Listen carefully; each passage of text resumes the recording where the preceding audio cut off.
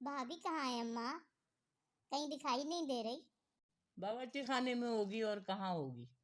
तुम्हारी तरह थोड़ी कि भाग भाग मैं का भाग भाग मैं का। तुम्हारी शादी कर दी, तुम्हारे ससुराल के लोगन भी बहुत अच्छे हैं, फिर काहे हर दूसरे दिन दौड़ी चली आती हो।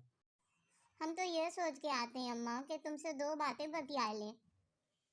फिर तुम्हारा तो मिजाज ही नहीं मिलता है, बात बात पे टोकती रहती हो। अरे ननद जी आप आए हो, चलो बैठो, आप खाना खा के ही जाना। क्या कर रही हो। अम्मा मूंग मसूर दाल बनाई है।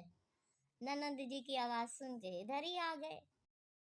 रोटी और चावल भी बना ही लिए हैं, बस दाल को बघार बाकी है। और सलाद और चटनी भी बना ही लेती हूँ। ये देखो हमार बहू कैसे दीदा लगा के काम करत है। क्या छना के दार तड़के की खुशबू है। तुम अपना घर बूढ़ी सास पे छोड़ के भागी चली आती हो या भूखा बिठा के रखती हो उन लोगन को। अम्मा कैसी बातें बतिया रही हो? हमारे सास ही आगे बढ़ बढ़ के काम करने लागे हैं तो हम क्या करें? जब तू मिचर मिचर खाना बनाएगी तो वो क्या करेगी। दोपहर का खाना शाम में खाएगी या रात में खाएगी। अम्मा रात के खाने से फारिग होके हम मायके चले जाएं, ये हमें छोड़ के आ जाएंगे।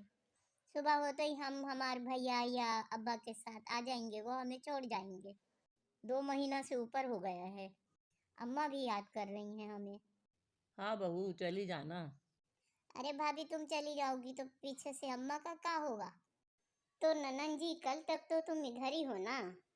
कल रात का खाना खा कर ही जाओगी ना? हम तो कल सुबह ही आ जाएंगे।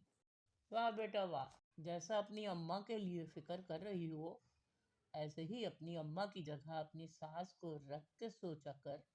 जब तुम यहाँ आ जाती हो रहन वास्ते तो तुम्हारी सास का क्या होता होगा। वो इस उम्र में कैसे काम करती होगी। या फिर ननद वहाँ आ जाती हैं।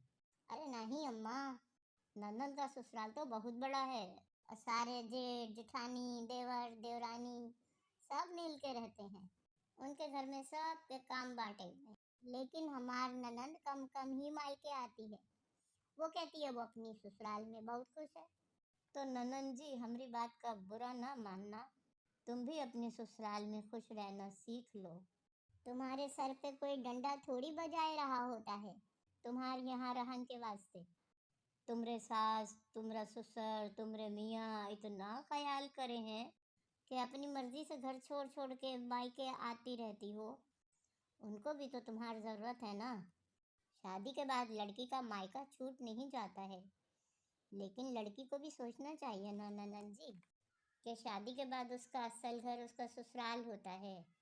पहले उसे देखे, मैका भी निभाए, कभी कभी मिल के आ जाए। मैं खाना लगाती हूँ सबके लिए। अम्मा हम जा ही रहे अपने ससुराल। ननन जी कल तक नहीं रुकोगी? नहीं भाभी, अब हम पहले अपना घर देखेंगे। बहू तुम अपनी अम्मा के यहाँ रात का खाना खा के जाओगी। अरे नहीं अम्मा, वो तो हम ननन जी के वास्ते ऐसे ही बोल दिए उनके सामने। कल इनकी ऑफिस से छुट्टी है, हम दिन ही दिन अम्मा के यहाँ उनके साथ होके आ जाएंगे। आपके लिए खाना वाना सब बना के रख के जाएंगी। तुम हमार और अपने ससुराल का कितना ख्याल करती हो। अल्लाह तुम्हारी माँ को भी सुखी रखे। खुश रहो बहू, सदा सुहागन रहो।